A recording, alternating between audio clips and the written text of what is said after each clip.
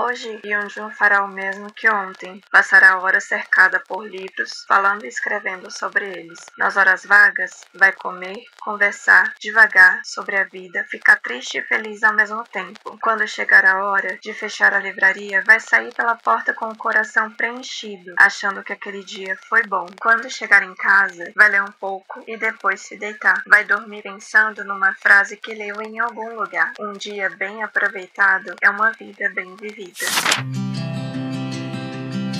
Oi, meu nome é Amanda Almeida, bem-vindas de volta ao meu canal. E no vídeo de hoje eu gostaria de conversar com vocês um pouquinho sobre Bem-vindos à Livraria Ryunandun, escrito pela Hwan Buru. Eu espero não estar falando errado o nome dela, por favor me perdoem se eu estiver falando errado. É Hwan Buru, eu acho que assim é o nome dela. E esse livro ele é classificado como aquelas literaturas de cura, mas eu confesso que eu não sei se eu classificaria dessa forma esse livro, mas é um livro que faz a gente refletir muitas coisas. E eu gostaria de conversar com vocês um pouquinho sobre ele. Então, vamos lá? Basicamente, o livro começa com a gente conhecendo a Yeonjun, que é a dona da livraria. Ela abriu essa livraria sozinha, depois de algumas situações que aconteceram na vida pessoal dela. E, a princípio, no primeiro capítulo, a gente percebe que ela ainda está tentando entrar nos eixos. Ela abriu a livraria, é uma coisa, é um sonho que ela queria muito, mas ela ainda está com o coração muito ferido, ainda está com muitas cicatrizes e o negócio dela não está indo tão bem, mas o grande problema não é nem esse. O grande problema mesmo é como ela está. Ela ainda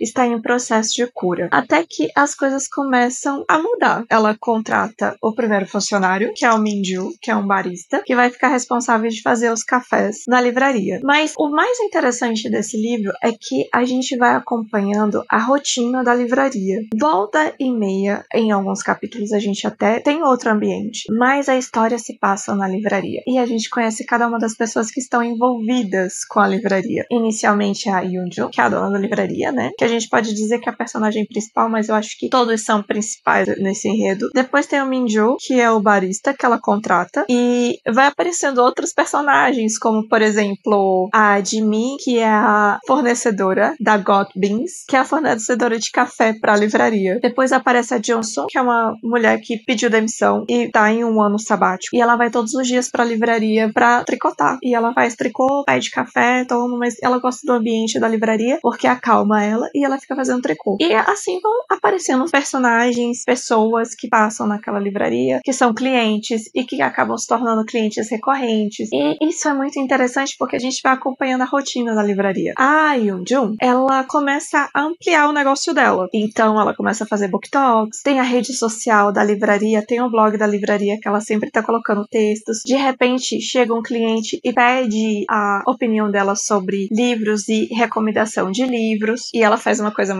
que eu achei muito legal, que foi todos os livros da livraria que ela colocou à venda e que ela já leu, ela escreve à mão como se fosse uma notinha ou uma pequena sinopse do livro e vai colocando dentro dos livros na livraria. Eu achei isso um detalhe muito legal. Outra coisa que dá essa sensação de conforto lendo esse livro é porque no decorrer dos capítulos nem sempre a gente vai estar na perspectiva da Yeonjun. Às vezes a gente tá na perspectiva do Minju, às vezes a gente tá na perspectiva da amiga da Yeonjun, que começa a frequentar a livraria quase que diariamente. Outras vezes a gente tá em outra perspectiva de outro personagem pra até conhecê-lo um pouquinho mais, mas a gente vai acompanhando a rotina deles ligadas com a livraria e eu acho isso muito interessante porque cada um tá vivendo um momento específico na vida. A Yeonjun, ela passou por muitas situações e situações turbulentas e encontrou na abertura desse negócio da livraria como que um refúgio e um recomeço. Idem para o Minju, que tá no momento em que ele não tem trabalho fixo, ele saiu da faculdade, não conseguiu um emprego renomado e só vive de pequenos empregos ou trabalhos de meio período. Só que ele tá com uma questão existencial que ele ainda não sabe o que... É como se ele não tivesse encontrado ainda um propósito para ele, entende? Ele faz uma analogia com a camisa que, às vezes, quando você tá muito bem, no caso da perspectiva dele, você consegue preencher todos os botões da camisa. E naquele momento, na visão dele, ele não tinha conseguido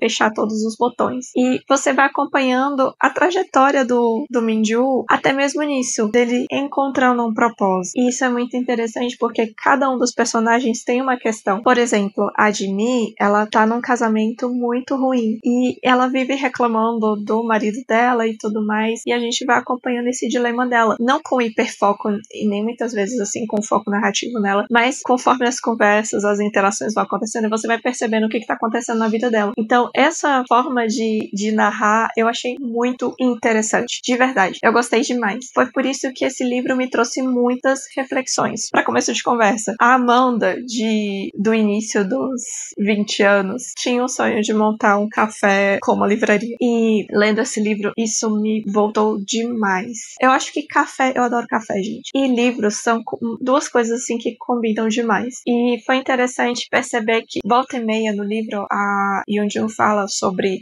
os desafios de se manter uma livraria de bairro principalmente, e os dilemas dela de quais livros escolher para vender, se ela vai preferir pegar um best-seller ou não, se vale a pena pegar um best-seller ou não, e quais livros realmente valem a pena ler, porque ela é uma leitora muito ávida, conhece muitos livros, mas ao mesmo tempo tem alguns livros que ela não queria estar vendendo só por conta do dinheiro, então isso é muito interessante. Por outro lado, você percebe também que ela, nesse sonho, tem uma parte muito interessante do livro que ela até fala assim, em uma conversa com o Minju, que eles falam sobre sonhos, atingir sonhos e tal, e ela fala pra ele bem assim, Minju, eu realizei o meu sonho, mas uma coisa é você ficar na busca do sonho e realizar o sonho, outra coisa é você viver o sonho. Então, você viver o sonho, às vezes, pode ser uma grande decepção, porque a gente idealiza tanto alcançar determinado objetivo, e quando você alcança e começa a viver esse objetivo, nem sempre vai ser um mar de rosas, nem sempre vai ser só flores, vai ter desafios, vai ter problemas, vai ter dor de cabeça, vai ter momento que você vai querer sair. Eu falo muito pelo que eu estou vivendo nesse momento, porque o meu sonho era, enfim, conseguir passar numa prova de concurso. Eu passei numa prova. Não é de um efetivo, mas é de um CTU, que eu acho que eu já falei muitas vezes aqui, inclusive. Mas você viver o sonho é muito diferente daquela idealização que a gente tinha na cabeça. Então eu achei isso muito interessante, porque trata justamente disso, da parte mais real da coisa, da realidade da coisa mesmo, sabe? E esse livro, ele foi muito cru, ele teve muitas nuances, tem romance, mas de uma forma tão madura e tão adulta que eu me encantei com a forma como a autora conseguiu colocar até esse elemento na história, porque geralmente a gente tá acostumado com aquele arco de personagem, às vezes no início não se gosta e depois de repente acontece alguma coisa e começa a gostar e tal, mas não foi bem assim nessa história, e eu recomendo essa leitura para qualquer pessoa que esteja no momento em que você quer ler alguma coisa mais leve, 2, queira algo que te faça realmente pensar um pouquinho na vida. Eu acho que é por isso que eles falam que esse tipo de livro é quase como se fosse um livro classificado como livro de cura, mas eu não encaro isso como livro de cura, eu encaro mais como uma tipo de literatura reflexiva, porque eu comecei a pensar sobre muitas coisas lendo esse livro, ainda que hoje eu não queira montar uma livraria, lá no fundinho assim eu teria vontade. Pena que é tão difícil aqui na nossa realidade de Brasil, né? Mas é um livro que faz você refletir sobre muitas coisas, inclusive sobre sonhos, realizações, trabalho, esforço. Mostra que nem sempre a vida realmente são flores. Nós temos desafios, a gente tem batalhas,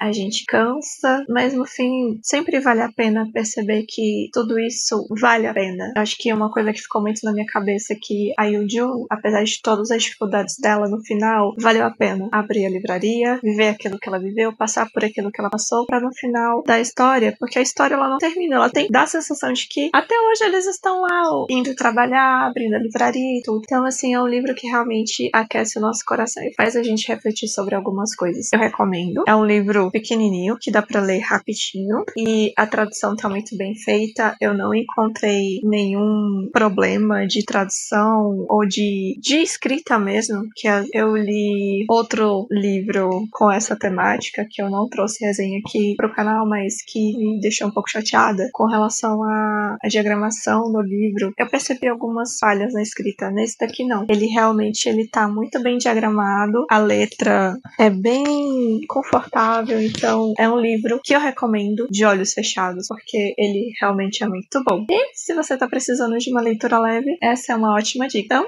espero que vocês tenham gostado do vídeo. Espero que tenham gostado um pouco dessa resenha, mas não é nem bem uma resenha, é quase como eu estivesse conversando com uma amiga e indicando, por favor, leia esse livro. E eu espero que vocês realmente tenham gostado do vídeo. E se leram esse livro, me contem o que acharam dele. Vou adorar saber. Então, um forte abraço, um beijo e tchau!